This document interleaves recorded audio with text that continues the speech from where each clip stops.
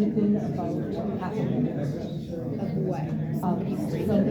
Somebody appearing, somebody ringing, somebody saying, yeah. Well, so I can look, it's just 3:05. I'm looking at the video.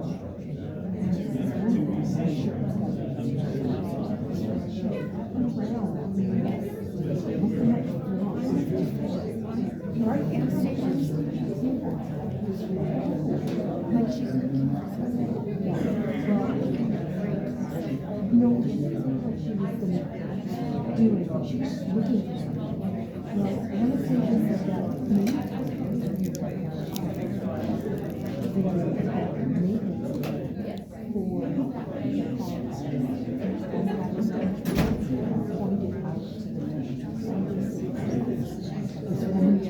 And it's a non-sporting.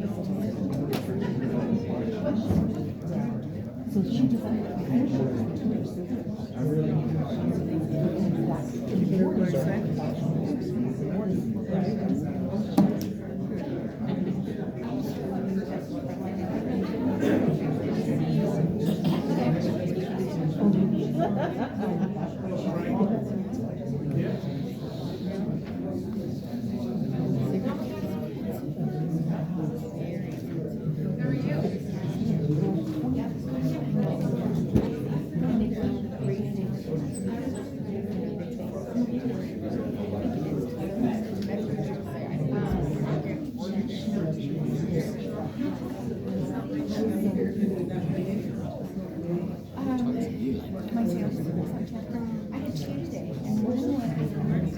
So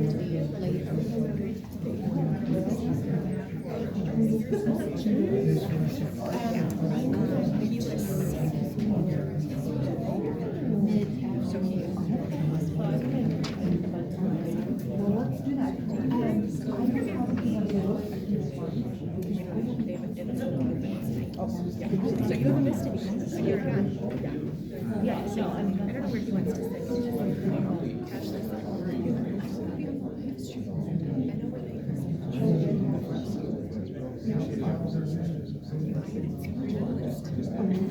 No, I really have a drink list.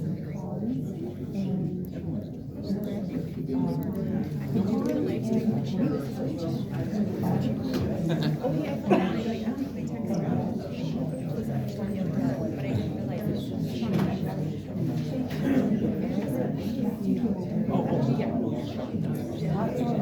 So she had driven later. So I didn't realize that she was coming. I saw I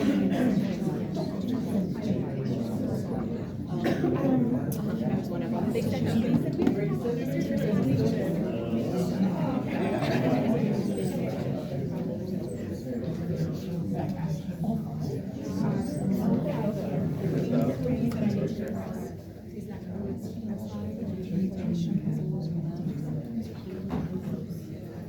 that's why it's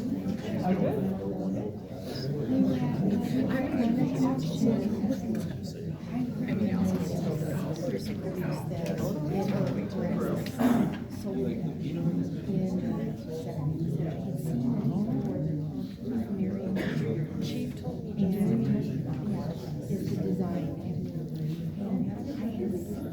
oh, that dude's tall.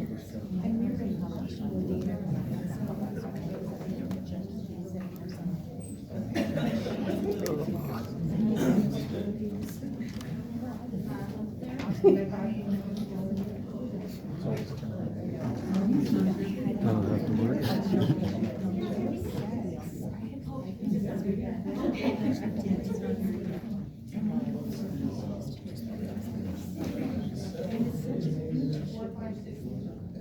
And Josh, the PowerPoint clicks here. Right now it's hard. This is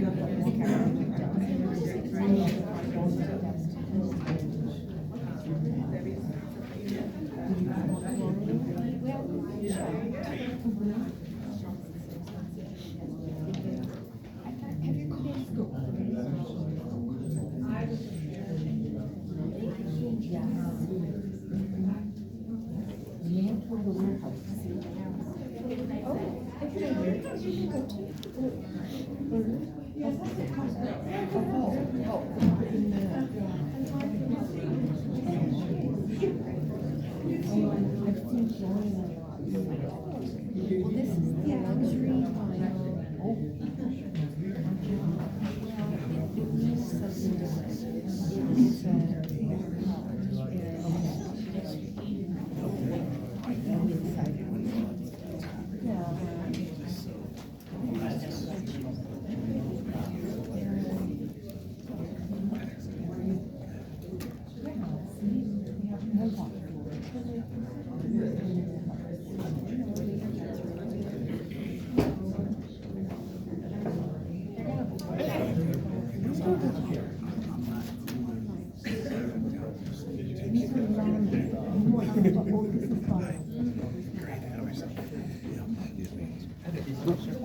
Gotcha.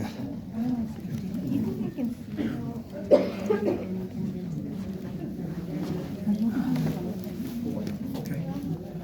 Thank you, man.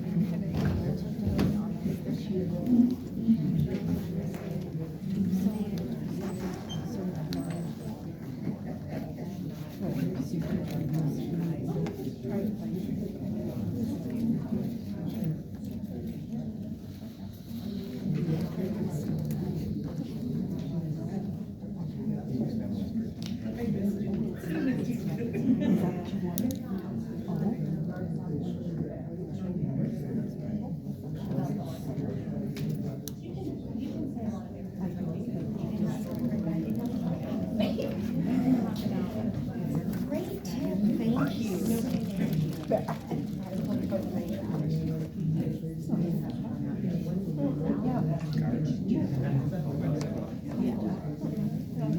Yeah, and anything you want to do.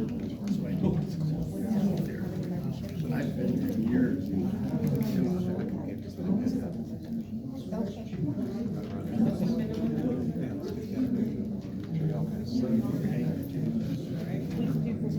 Yeah. Yeah, we can leave it as long as you want it.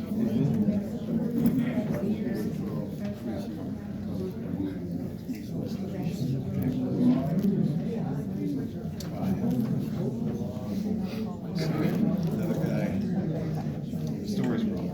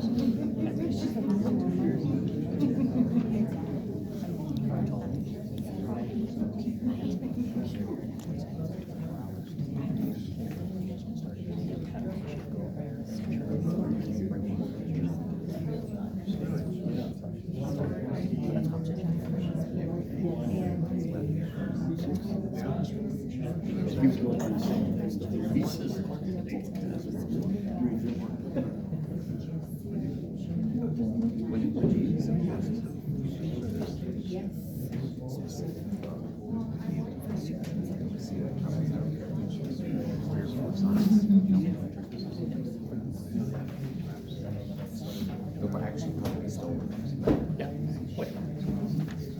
Like the next day.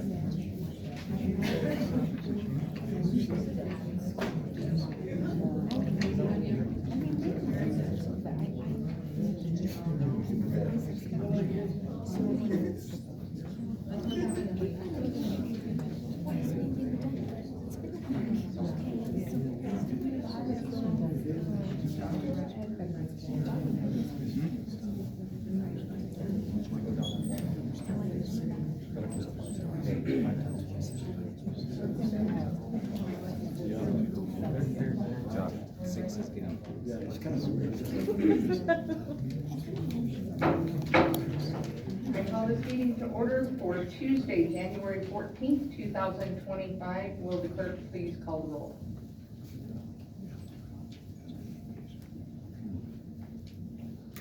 Sorry about that.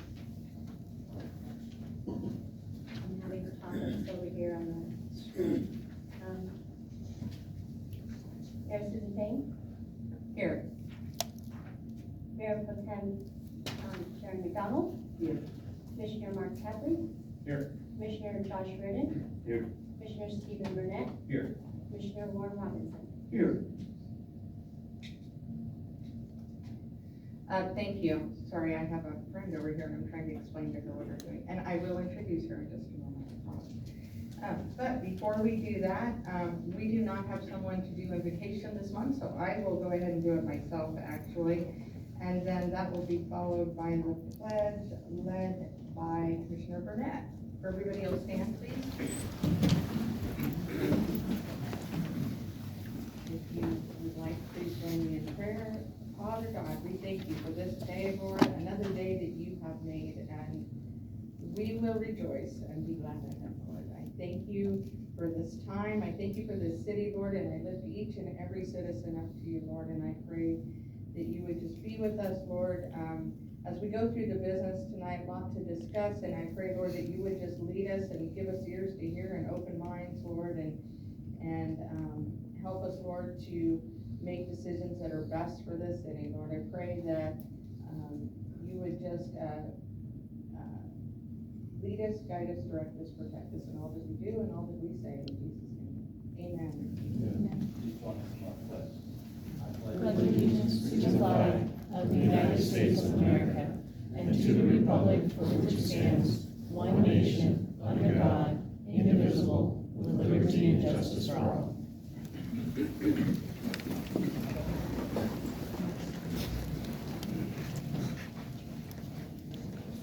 Okay. We are going to get started with the approval of the agenda. Do I have a motion to approve the agenda?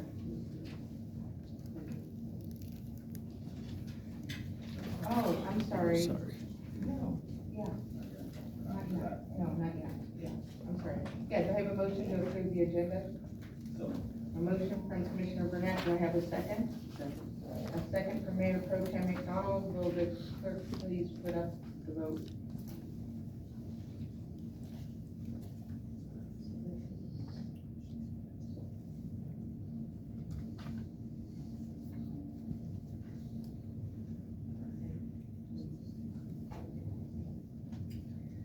And Commissioner, Mayor Pro Tem McDonald? I'm trying to get.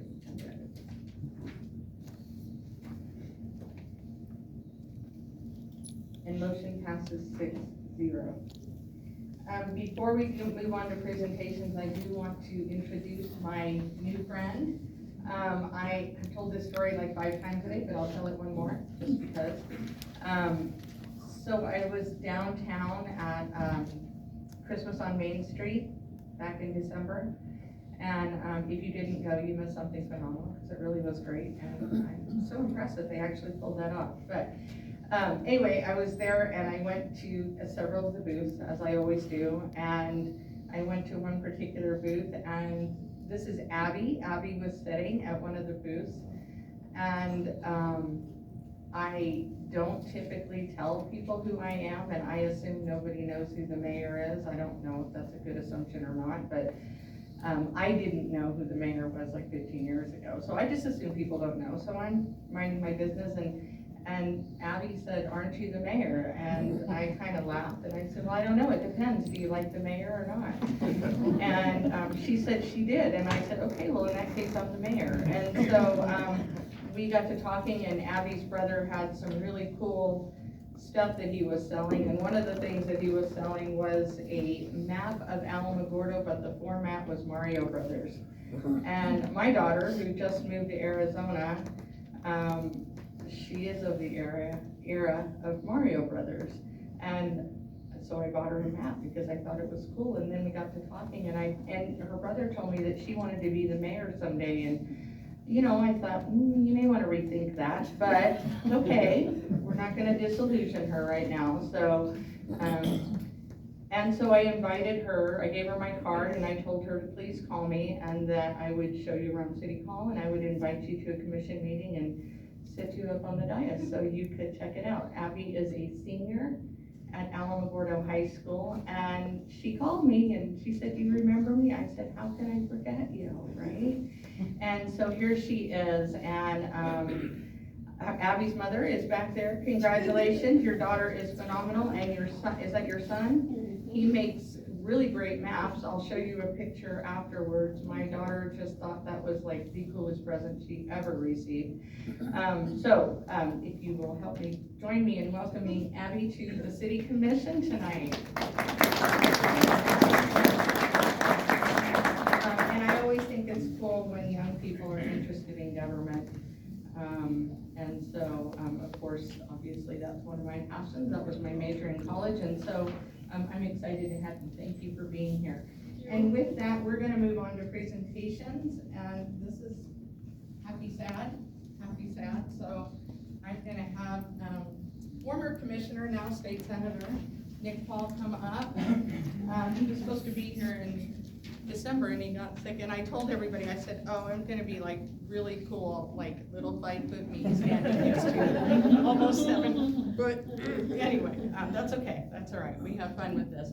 So I'm gonna just talk about you for a second. Nick's father was a very well-known pediatrician in Alamogordo, and his mother was, well, I know she was a nurse, but she was also a teacher at Community Christian School. She was my oldest daughter's teacher, and I remember his family. We go way back, actually, and so I remember when he applied to be on the commission, I was like, wow, that I wouldn't have thought about that, but that's very cool. And so we were excited to have Nick on the commission, and then he ran again. And then, out of the blue, I get this text message one day from the, I don't even know who it was from, but it just said, Nick Paul for Senate. And I'm like, whoa, what just happened here? And so, but I'm excited about that, and I absolutely supported him on that. I think that we are very blessed in our community, number one, to have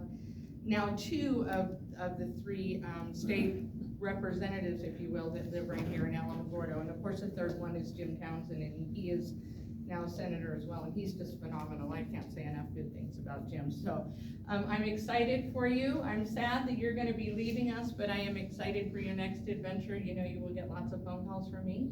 And it's great that you know, what's really great about this, and I said this at Ron Griggs going away too, what's really great about this is Nick has sat on our commission.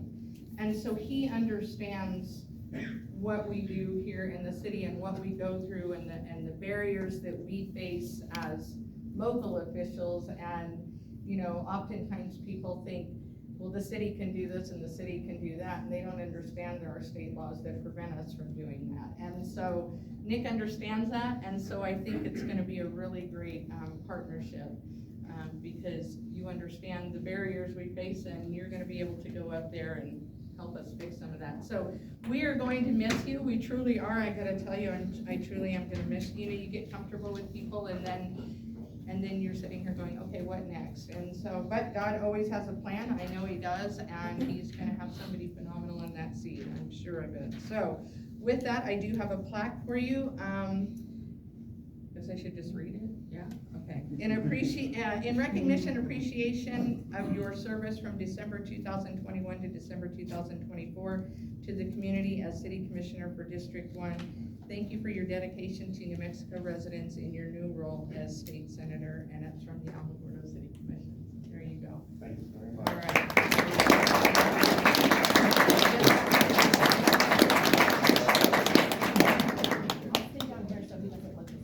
Do I like come up to his knee or something like that? Thank you, Nick. Well, thank We you really very are gonna much, miss you, yes. but I'm super excited, super proud of you.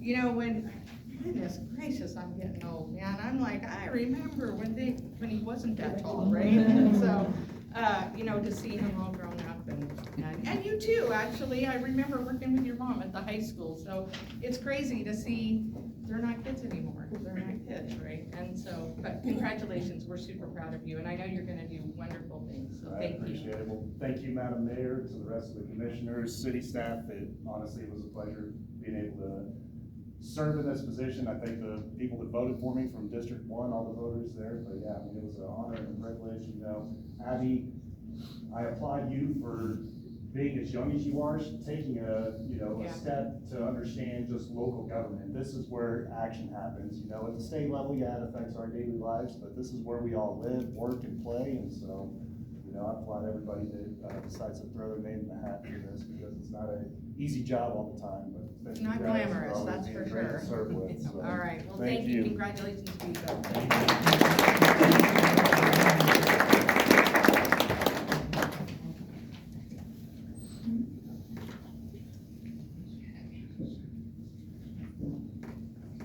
right, let me get my bearings straight here. All right, we are gonna move on to public comment.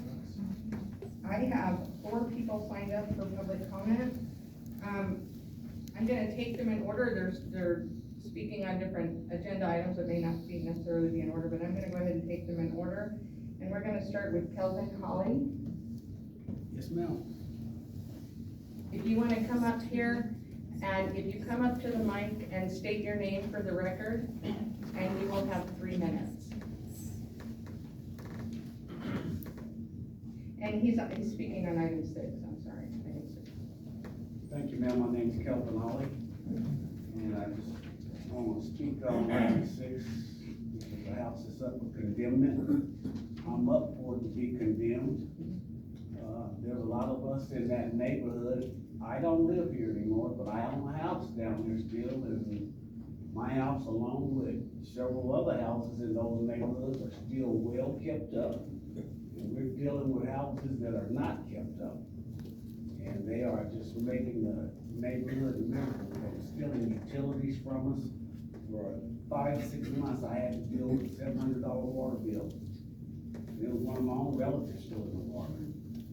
So this house that's up for condemnation is a relative of mine. That's part of this whole deal. That house, along with the house beside that, become trap houses.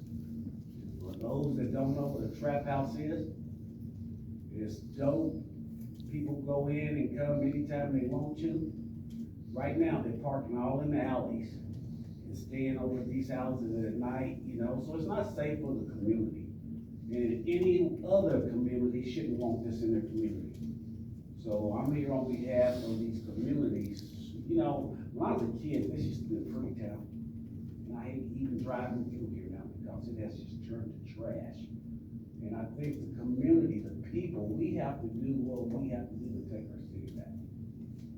So I'm for less, I just think the process to get rid of some of these nuisance houses is too long. I wish we could get it shortened up. I don't know how the rules are. I know there's a lot of technicalities here, but we do need to do something to try to get this done. Thank you so Yes, much. ma'am. I really, I wanna tell you that I really appreciate your words and I appreciate your honesty. I know that wasn't easy because, as you said, it's a family member, but thank you so much. I appreciate you coming. Okay, next we have, Derek, is it Derek? Yes. Derek Washington. Sir, same thing, if you'll come up and state your name for the record. Also on item 6, and you will have 3 minutes. And thank you for being here. About 30 minutes. I'm Derek Washington. I'm just gonna repeat what Kelvin Holly said. Didn't grow up in that neighborhood, but I was raised in that neighborhood basically. And I've seen it just fall apart, you know, over years. Haven't lived here in 20 years and I'm moving back. Not liking to see what I see down there. And it is a relative's house that's being condemned. And yes, the process that it's taking to get it done is it takes too long, you know. Of course, I don't want to put people out of their homes that are legitimately having a hard time. But when it's just infested with drugs, you know, it's not safe for the children. You know, there's been kids in and out of this home. So it just needs to be taken care of. It's just bad for the community, all around. So I just wanted to, repeat what he had to say about it. Hopefully we can get something done quickly. And I will just repeat what I said. Thank you very much for doing that. We need to hear more of that, honestly. In person, we need to hear more of that. So thank you for coming. I appreciate it. Okay, next we have Jacob, is it Justice? And this is item 4. And you'll state your name for the record and have 3 minutes. Hi, my name is Jacob Justice, and Mayor speaking on item 4, the ordinance for public and private camping. I think this ordinance does nothing but criminalize homelessness in Alamogordo. It overburdens police and it obfuscates what people can do on their own private property. The language in the ordinance is specifically referencing the Grants Pass, Oregon versus Johnson SCOTUS case, which says that it's not cruel and unusual to inflict these types of ordinances and penalties against the homeless population, whereas before that ruling was cruel and unusual. That was what SCOTUS overruled. Additionally, with it being an ordinance that's enforced through the penal system, we're going to be overburdening police as they could be, stopping violent crimes, property crimes, instead of doing things that social workers or social services should be taking care of, as we kind of discussed at the Public Safety Town Hall last Saturday. The fiscally responsible solution is housing first initiatives, like we see at Camp Hope in Las Cruces. I think they do a fantastic job at serving their unhoused population. I think we can learn from them.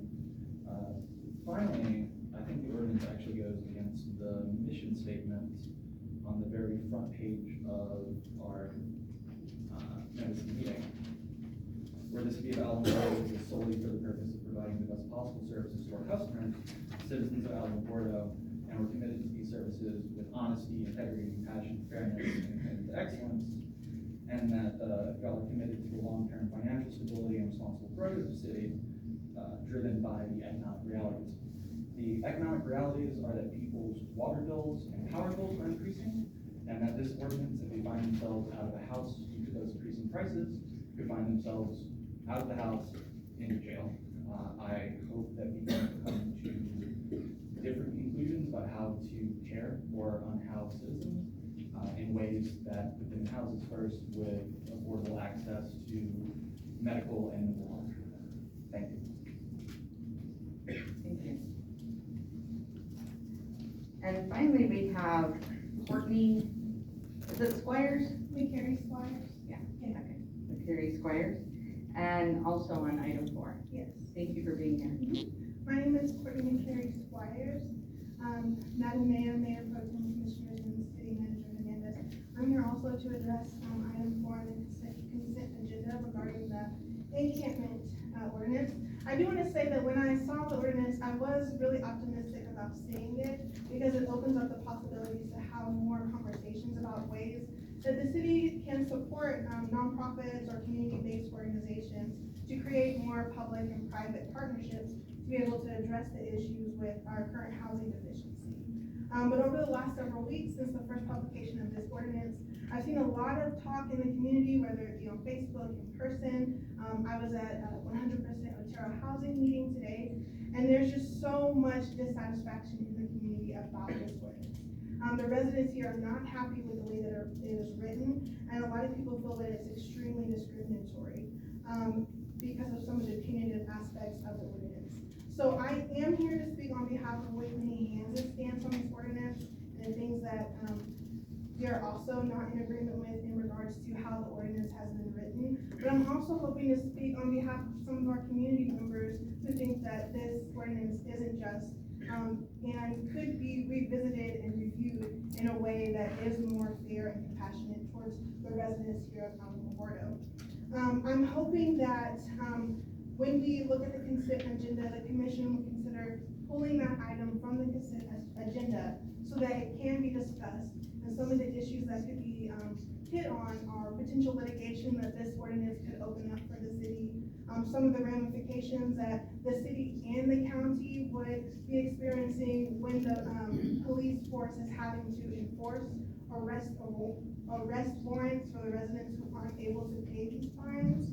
And then also the taxpayer money that then is going towards jailing these residents at our local facilities. So I would ask that you please pull this item from the consent agenda, and then during the discussion and the vote, please consider voting against the language that is currently in the ordinance and revisiting it, taking into consideration input from community members as well as nonprofit partnerships, so that as a whole, in a holistic approach, we can look at creating an ordinance that would be satisfactory for all of the community members. Thank you so much. Thank you. Thank you for being here. Okay, we are going to move on to the city manager's report. Good evening, Mayor, Mayor Pro Tem, Commission. Happy New Year. So I wanted to just cover a couple of things. I want to say thank you to our legislators. We now have the grants, the capital outlay grants for our Alamogordo Park Zoo facility, construction for the bear enclosure, the restroom construction for the zoo, Dudley School Community Center and playground equipment, the Desert Lakes Golf irrigation system replacement, the library patio construction for the north side, and vehicle replacements for our officers. So in total, it comes out to a little more than 1.7 million, and we just received those grants. So I just wanted to say thanks to the legislators and inform you we do have that money coming. And then I just kind of wanted to briefly touch on the fun center. The RFP is just about ready to go out. We just need to get the contract ready to put it out with it. I just wanted to give you kind of the way it's going to be structured. The scope of work, instead of tying the hands of the proposers, we know that there's specific things that need to be met because it was voted on as a recreation center. So in the scope of work, the individual has to have experience with a bowling alley and then propose what other recreation that they're gonna have in the facility.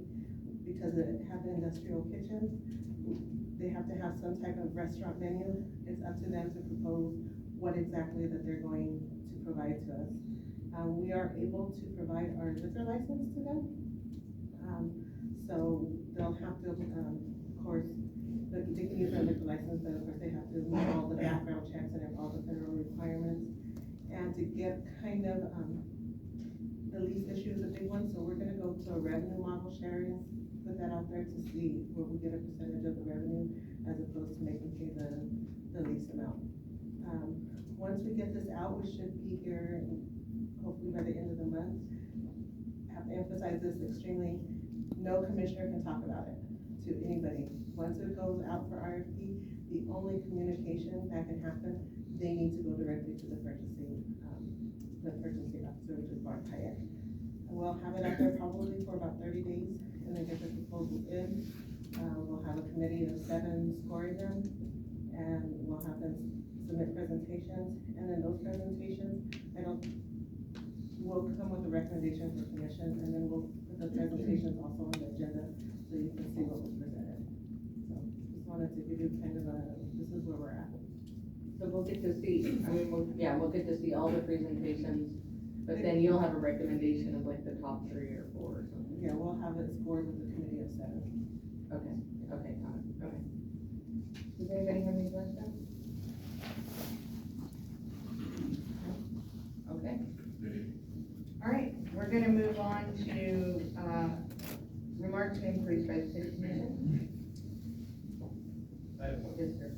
So, this is for Stephanie. I spoke to you briefly on, customer service. I had a phone call today regarding, the water department and, the amount of time, I guess when there's like a turn-on time frame, they give you, okay, like the afternoon and the morning. And his complaint was, you know, can they call me when they're on the way or something like that? So I was gonna say, hey, can we maybe look at, some kind of system, a text message system, or a way to phone call people that can't sit around for 4 or 5 hours waiting? Which is fair. I understand. I feel that way sometimes too. I have to get things turned on. So I will work with the customer service department to see if there's anything that we can do to work on trying when turn-ons, because we can't do shut-offs because there's. Right, it's the turn-ons. When it's the turn-ons, so if there is something that we can do to, you know, maybe provide cell phones for people to fill or something, we'll talk, to see if we can come up with a solution. I received a phone call from the same gentleman again today as well, and it was something to do with a leak abatement at that same place. But like he stated, where he had continuous consumption, he said, like he stated to Mark, you know, calling 20 minutes ahead of time. You know, everybody has a cell phone in their pocket nowadays, or like he said, maybe a text message saying, hey, they'll be there 20-30 minutes instead of waiting around for 5 hours. And then so we would have to provide the cell phone services to the cell phones to our people. They can't use their personal phones, but we'll discuss that. okay. It's probably just a simple policy change or something on that. But and then the second one is, and I think I've ever seen an email from Mayor Pro Tem McDonald the other day over here on Washington Park behind Mountain View. Can't remember the lady's name over there, but Ms. Hibbins. Had called me about 4 months ago about that issue, and it is still to this day not been addressed.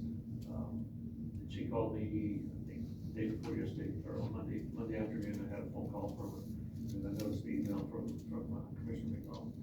So if we could get that addressed, if the role was reversed, you know, we told them to cut their weeds, and 4 months down the road, we would already have abated it and charged them for it and leave their property. So I know that weeds and drainage did go out there.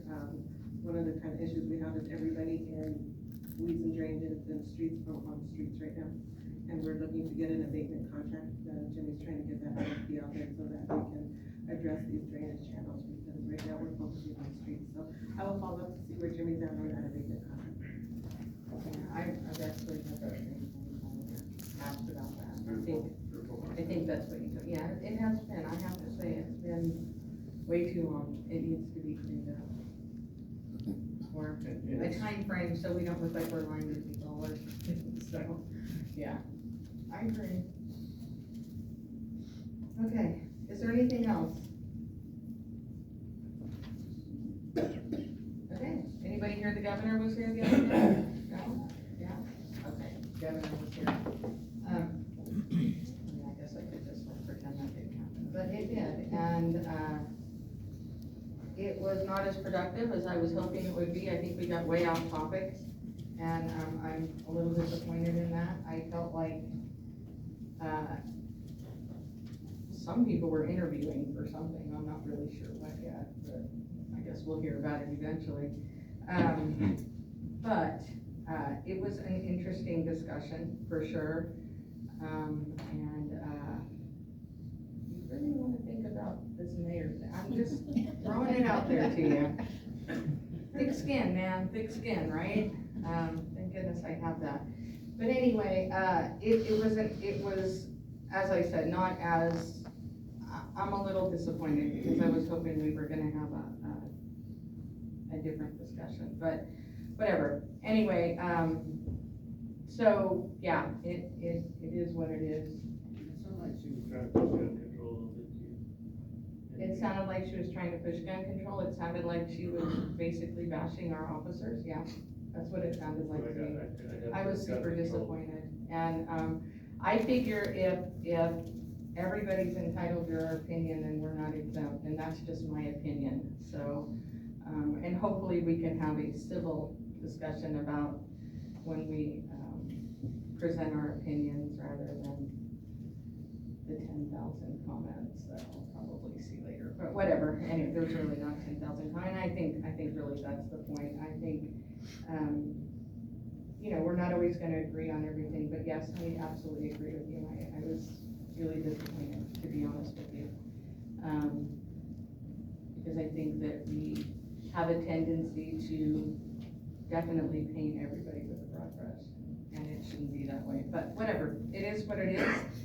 And, we asked her, she came, and, you know, it is what it is. And, I did get a lot of feedback that we have the best staff that they've ever had to work with. Literally, that's what they told me, that they said normally they have to do, you know, all this stuff themselves, or they have to follow up, and they said literally everything was taken care of. They had to do nothing. And so that is a testament to our city.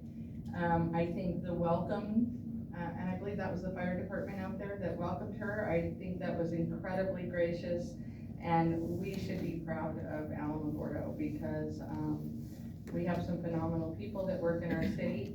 We have some phenomenal people that protect us every day, and I feel like even if we don't agree on everything, we are always gracious and welcoming to visitors. So, Madam Mayor, we also have to acknowledge NMSUA because they provided the venue free of charge. they did, And yes. they provided the staff to set up and everything too. So Yes, and I'm sorry, you're right, absolutely. And obviously, that's not people I work with every day, so it's a little harder to remember that, but Ramona Becker and her staff over there, they were great. And as we always do, every little detail from the college, every little detail from our staff was thought of. And so, thank you for that. You know, I will say that, I got an interesting phone call last night, and I'm just gonna tell you that I got a phone call last night. I was threatened. I was basically told that I was scum of the earth and that I hated homeless people, and none of that is true. And then if I tell people that I work with the homeless every day, I'm told, stop giving us your resume and bragging on yourself. Well, I'm gonna tell you that for 16 years, I've been working with the homeless and those less fortunate. And it is an incredibly huge part of my life. And it makes me sad that just because I'm the mayor, I'm not allowed to talk about something that I'm so incredibly passionate about. And I have sacrificed many hours and much time with my family to make our organization a reality and to bring a vision that was cast by the Alamogordo Area Ministerial Alliance and many, many churches in this city, and to bring it to life. And I'm super disappointed that either I hate people or I'm not allowed to talk about how I actually love people. And that's disappointing to me, because we all have our views. And I understand that I'm elected to this position. I understand that we're all elected to this position. And I can tell you right now, we don't always agree on everything, but we are all elected to this position. And what I will tell you is, no matter who you are and no matter what you believe, there's gonna be somebody on some side that if you think you're gonna get up here and somebody's not gonna bash you or somebody's not going to disagree with you, you are 1000% wrong. Because it doesn't matter what you believe, we all believe differently. That's what makes our community so great. I remember when Officer Ferguson was killed, we didn't see, you know, I believe this and I believe this and I believe this. What we saw was a community come together. When Officer Corvinus was killed, we didn't see, I disagree with you on this and I disagree with you on this. What we saw was a community where our streets were lined and we all came together. And for that time, there wasn't all this hate and division. And I am so incredibly disappointed that we don't just have hate-filled people, but we have people that perpetuate that hate. And I can tell you right now that when this meeting is over tonight and y'all get on social media, because I won't, there's going to be people that are going to say, oh, the mayor is self-righteous and the mayor wants to lecture the rest of us. So really, it doesn't matter what I say. So I'm just sharing my feelings with you. And I will tell you right now, those are my feelings and they're as real as everybody else's. And I have to do this every day too. And I'm here, and I think we're all here because we want to serve our community. So unless you've walked a mile in our shoes, and unless you've had to deal with what we've had to deal with, quite honestly, please don't judge us. Please don't, because you have no idea what it's like. And the other night at that town hall meeting, I felt such judgment that, man, I'm so disappointed. But at the same time, I'm proud of our city because we tried to do the best we could. And the purpose of that meeting was to bring people together so we could talk about the very change that was mentioned in this public comment tonight and how we can work together. But we can't work together when there's division like that. Because I'm gonna tell you right now, we just alienate each other. And as many times as one person hears, well, the community says this, the community says that, you have no idea what I hear, because it's completely opposite. So I'm sorry if that sounds like a lecture. That's not what I'm doing. I'm just sharing my heart. And so, like I said, it doesn't matter. It doesn't matter what I say. The comments are gonna come, and that's okay. So I'm just gonna share how I feel. So with that, if nobody else has anything, I would like to move on. Are we good? Okay. All right, so we're gonna move on to the consent agenda. We're gonna pull items 4 through 7 from the consent agenda, Rachel. And with that, do I have a motion to approve item 2, 3, 8, 9, and 10? I have a motion from Commissioner McDonald. Do I have a second? Second. A second from Commissioner Robinson and Mayor Pro Tem McDonald. I'm so sorry about that. Mayor Pro Tem McDonald and Commissioner Robinson second. And you've got to vote up. Thank you.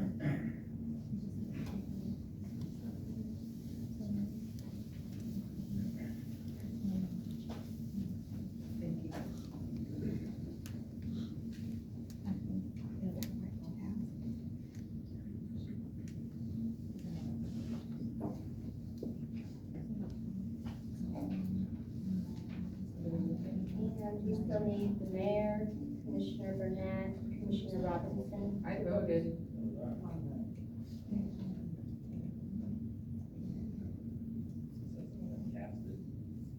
I'm not showing it, so, what is your vote, Mayor? Aye. Commissioner Burnett? Aye. Commissioner Rothbard? Aye. motion passes 6-0. Yeah, I definitely said yes. I don't know what happened. Sorry. Maybe I forgot to hit the save, but I don't, it wouldn't go away though until I either hit save or not, right? I don't know. Okay, all right, that's okay. All right, so motion passes 6-0. We're gonna move on to items pulled from the consent agenda.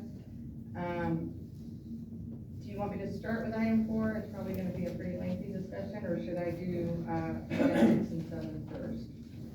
The reason I want to pull the second vote no is Okay. I'm the only one who voted no on it last time, so. Okay. All right, so item 4. Commissioner Reardon, you were the one that wanted to. Yeah, I just Oh, voted okay. second vote no, and, yeah. Okay, does anybody else want to talk? I know Mayor Pro Tem McDonald has some. Yes, today I attended the same meeting, at 100% Otero, and there were some things that were brought up. And, sometimes it's not like, you don't want to have a change of heart, but, when I was dealing with this the last time, I had something that happened in our neighborhood, and, it was a no trespass. And, when we were talking today, I saw something from a different side. Because I didn't realize that we were, I was made aware that we were transferring the, liability from the city to the county. Because right now, I was told that the county cannot, contain, the number of people that can be picked up and put in the jail. And, they are being sued for it. So, I am not, wanting to place one issue that the city had over to the county, because it's still something that is happening.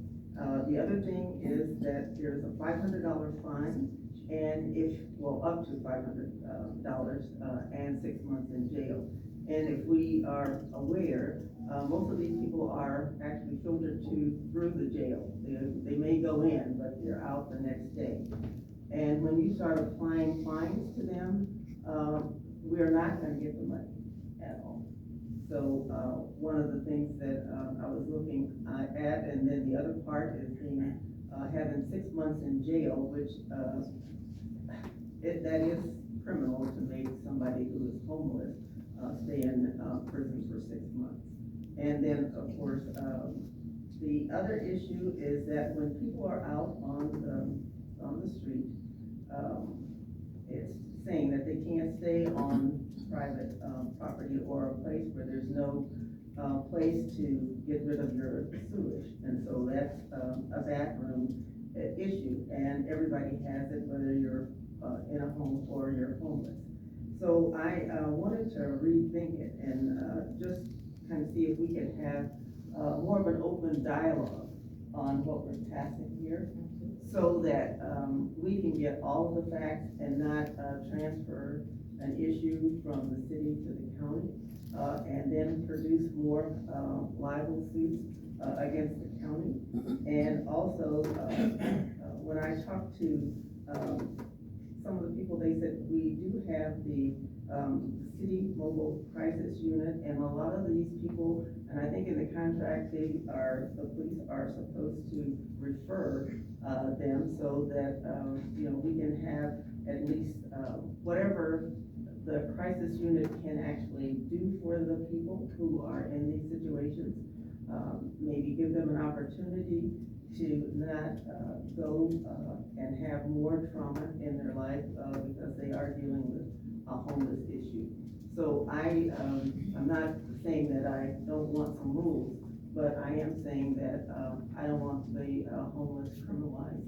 And I don't think it's fair to assess somebody with a fine that they are unable to pay, and then the more they go, the fines go up, and maybe the crime that they're being charged with will have more time. So that's what I'm looking at, is just asking us to actually have a conversation, so that we can look at all aspects of what this is actually doing for our city, and make a better judgment. So did they come up with an alternative solution?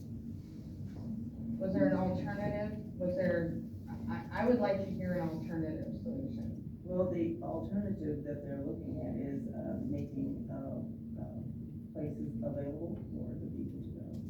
So I will, okay, Here we go. and a couple of things, and I'm not heartless, I'm not heartless, I do work, but I could probably tell you the names of a lot of people that are unhoused right now and on our streets, because I have worked with them.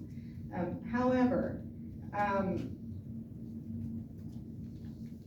not, and I understand the housing sector meets every month, and they've been doing this now for maybe 2-3 years, something like that, maybe longer. I'm not sure 100%. Otero's been around for a while now. I don't know how long, but 5 years. 5 years. Okay, so for 5 years, the housing sector has been meeting for 5 years, and we don't have any solutions yet. And I'm a little concerned about that. I'm not saying they're not working on it, because I think they do great work. I acknowledge it. But after 5 years, there's still no solution.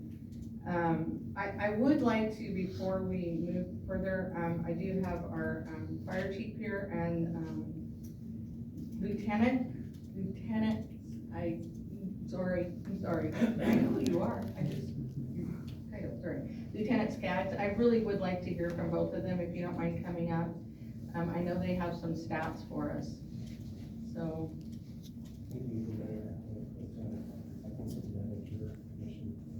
I can't hear you, I'm sorry.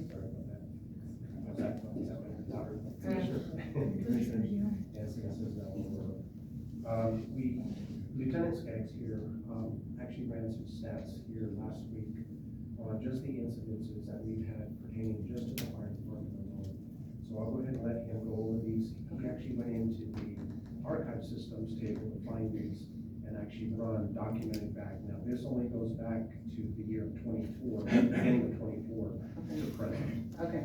Madam Mayor, before Lieutenant starts, I just want to say that this, I asked Chief Davis, the Lieutenant, to put this together, because there's another side of this. It's not just the criminal aspect of trespassing, and I think people forget that there's the fire side of it, and it's causing some frustration for our fire staff as well. So I asked so that I could better understand, and so that's why this came in. I thought it was good information to provide to the commission. No, and I think, when you asked for dialogue, this is the time to do it. And so I think it's good that we get all the information we can, because there has to be a solution. And I don't disagree with you about the fines. You're right, they're not going to be able to pay them. On the other hand, I think the flip side of that is, I'm not sure how often that's actually, I know that it can happen, but the same thing can happen with a lot of our criminal ordinances. It's all, I don't want to say it's standard, but it really is almost standard in a lot of them, and it's not often that we actually see them. But go ahead. Good evening, Mayor, Commission. Lieutenant William Skaggs. So I looked at the time period of November 1st, 2023 to January 3rd, 2025.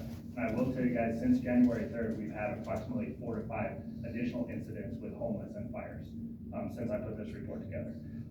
During this period, my investigations unit investigated multiple fires that appeared or directly caused by homeless encampments or homeless individuals. During this time period, I linked 45 incidents. So from November 1st, 2023 to January 3rd, 2025, I linked 45 incidents that Alamogordo Fire Department responded to. And when we respond to these incidents, we're not only moving through our community with haste, we have the lights and sirens on because we're not sure what's going on. We're not only putting ourselves in harm's way, but we're putting the community in harm's way as we are responding to these incidents.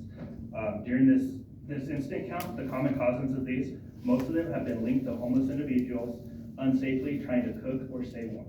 So we sympathize with these individuals. They're trying to stay warm, they're trying to cook food, but the problem is they're not doing it safely because they don't have the resources or the aspects to do it, and a lot of them don't understand that it's not safe for them to be doing it. 11 of these fires were deliberate acts of arson. So 11 of the 45 were deliberate acts caused by homeless individuals within our community. Portion of our homeless community, a lot of them I deal with them day in, day out. We work with the organizations that are here. We work with the CIT, the Crisis Intervention Team. A lot of them just need help, but some of them refuse help. And there was 11 different incidents that were intentional acts by these individuals. We identified some risk areas. Several of these incidents have occurred in high-risk locations, including vacant houses, which we work with code enforcement on the dilapidated structure program. We have vacant commercial buildings, and a lot of them are happening on rural city-owned property. It's our own property that we're having these incidents on. The severity of them, these fires have resulted in high dollar losses to vacant properties, endangered our community safety and the safety of our emergency responders. A lot of these incidents are in the vacant houses, so these are causing monetary losses to our community members, and then it's putting everybody else's property in danger. Hostile interactions with the homeless. I know everybody talks about how APD has to interact with the homeless and the hostile interactions, but our fire department is also having to deal with hostile interactions with the homeless. A lot of times when we're responding to these calls, APD is busy on the bigger calls, and they're not available to assist us. So our personnel are actually having to deal with the hostile interactions of the homeless individuals here in Alamogordo.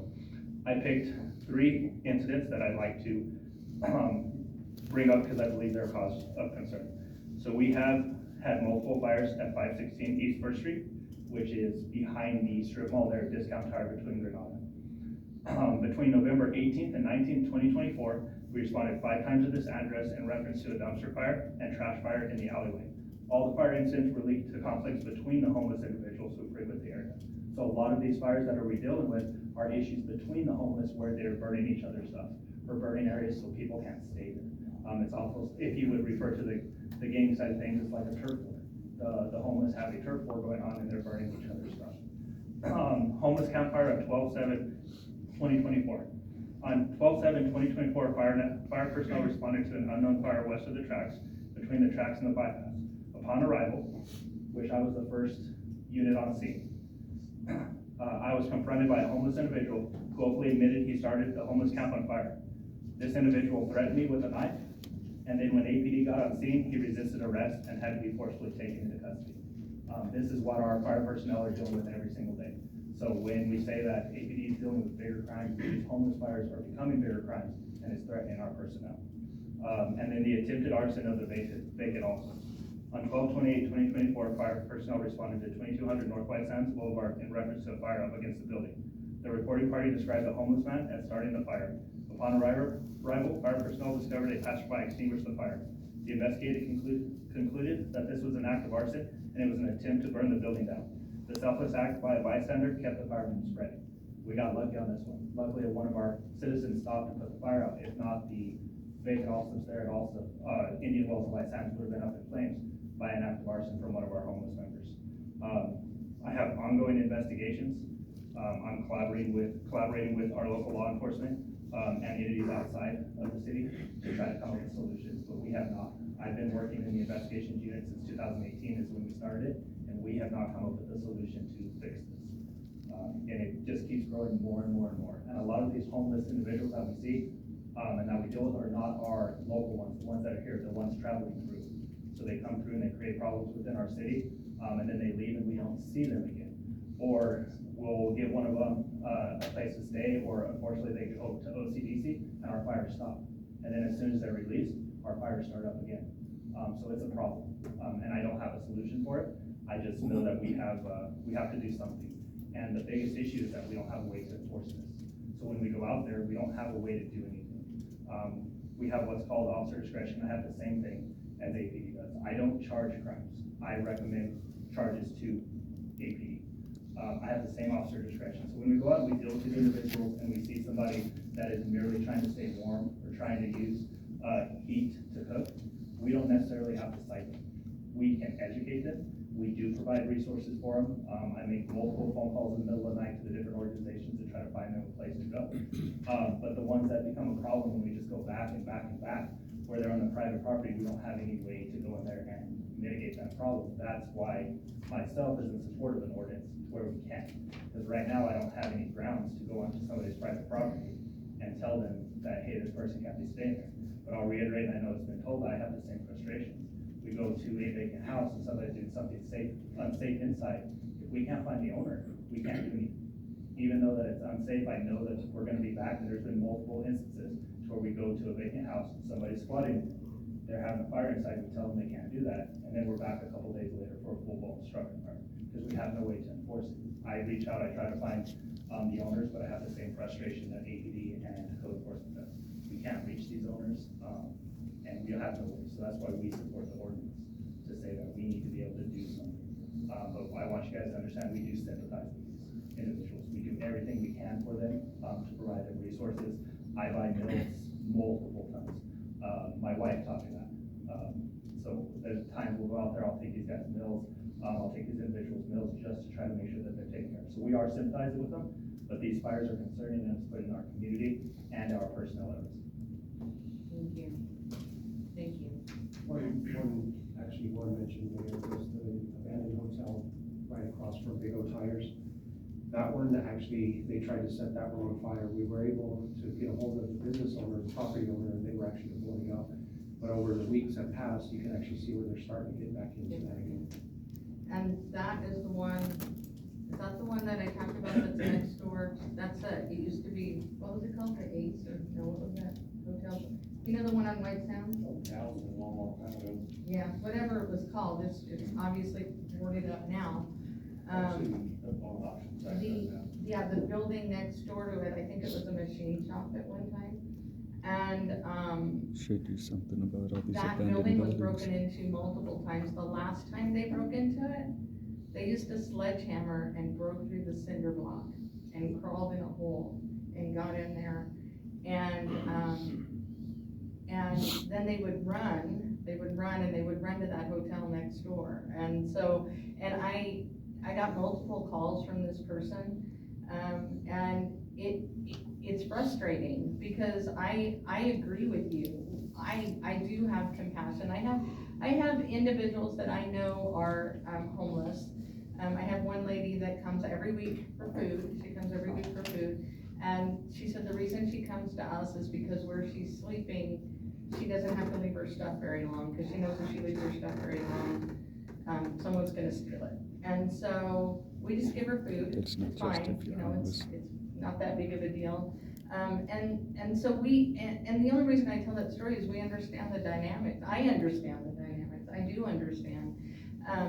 I will tell you, and I'm not trying to call anybody out, but I am gonna tell you about this incident because I'm a little frustrated. I had a situation before Christmas at our building and we're on Ohio, where a lady refused to leave, and we only had 2 staff members there at the time. I was actually holding a staff Christmas party somewhere else, and I was waiting on these 2 staff members, and one of them called me and said, I think this lady is gonna hit, and it was my secretary at the time, and I just panicked, and I jumped in the car with my husband, and we were flying down 10th Street, hoping that one of our officers didn't pull me over, but we did call the police. They met us there, and by the time I got there, I'm standing in my office, and I can hear her screaming at our officers in the next room, and I don't want to go in there because I don't want to escalate it. This same lady was in City Hall.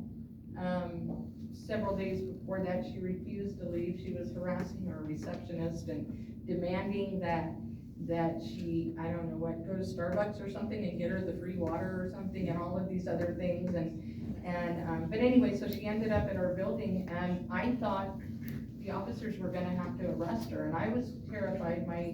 My assistant was just shook up. She was pretty shook up at this incident. And the only thing that they could do is, I had 2 choices. They said, well, we could take her to jail, or we could just trespass her. Well, I didn't want her to go to jail. It was just before Christmas, so we trespassed her because we had to. And the trespasser, we set her on the sidewalk. That was trespassing. I bring that up because the officer that was there told me that that was the 4th time he had to trespass her this week. And I asked, where's our CIT team? Like, and I'm, again, Chief, I am not trying to call anybody out, but I will tell you, I was very frustrated. And the officer told me, well, I did send a message or whatever, and I never heard back. And I said, well, you can tell them that I'm asking now, because this lady, and it's not that I didn't care about her, it's that I actually did care about her, and I hated leaving her on the sidewalk with all her stuff. I hated it. I didn't like it. not just because we had to leave her there, but because she had clearly some mental health issues that needed to be addressed. And as you said, we have no recourse at all. And so, you know, I think it's more inhumane to just not do anything at all. I am open to solutions, I am, but I'm not hearing any viable solutions. I think there has to be a better way. The other night at the town hall meeting, a homeless shelter was mentioned. Well, I know, and we know from our pit counts, we do for those of you who don't know, there's a pit count done every year. And on a particular day in, it's usually January, there's a group of volunteers that goes around and actually interviews those that are unsheltered, and as many as they can. And so we know from that it's probably, you know, and I asked the other night, but I'm thinking less than 100 that are unsheltered. And I'm trying to understand in my mind, and you know, maybe I'm thinking wrong, but I'm trying to understand, to run a shelter, to run a homeless shelter properly is probably $1 million a year. If you're going to do it properly, if you're gonna have the mental health professionals and addiction counselors and staff that can help with, you know, birth certificates and IDs and all these other things to do, and the liability insurance is outrageous, and all of these other things, and if you're gonna do that, it's about $1 million a year. Well, I'm trying to understand in my mind, or process, how you justify $1 million a year program for less than 100 people. And so, and I'm not saying they're not worth it, I'm just saying, look at your own household budget. Is that what you spend per person on your own household budget? Because I'm trying to justify it, and I can't, in my mind, justify that. And, but on the flip side of that, there are no great solutions. There just aren't. And it is really tough when you have to put somebody on a sidewalk with whatever belongings they had.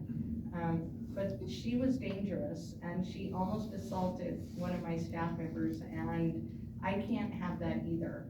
And so, while I have all the compassion in the world, I'm not sure what the flip side of that. We have a maintenance guy that the house next door to us is owned by, he's the owner of a funeral home in town, and his mother owns a house next door to us. And so between the two, he has a maintenance guy, and so the maintenance guy came, and he's very nice, and he always trims the side of our building and all that. And I saw him the other day, and he said, I want to show you something, and he shows me a picture, and there's like 30 hypodermic needles on the side of our building. And that is terrifying to me. I mean, that's a lot, and I will tell you that it wasn't that long ago that he cleaned that place up, and it was before the first of the year. And do I know where they came from? No, I can't tell you where they came from, but I can tell you that I'm now having to install more cameras on the sides of our building. I have cameras in the front, and I have to install cameras on the side of our building, because I need to know what's going on. I can't have people, you know, with hypodermic needles, leaving hypodermic needles or on the side of my building. And these are facts. This is not me making it up. I'm not trying to insult anybody. I'm not trying to you know, call people out. These are facts. This is exactly what's happening. And I would like to know the flip side of this. If they're camping in our parks, if they're hanging out, and I have people calling me, and I do all the time, telling me they're not comfortable bringing their kids to our parks. What is the solution? Because I haven't heard any great solutions. Mayor, on this, I am not asking for the resolution to be passed tonight.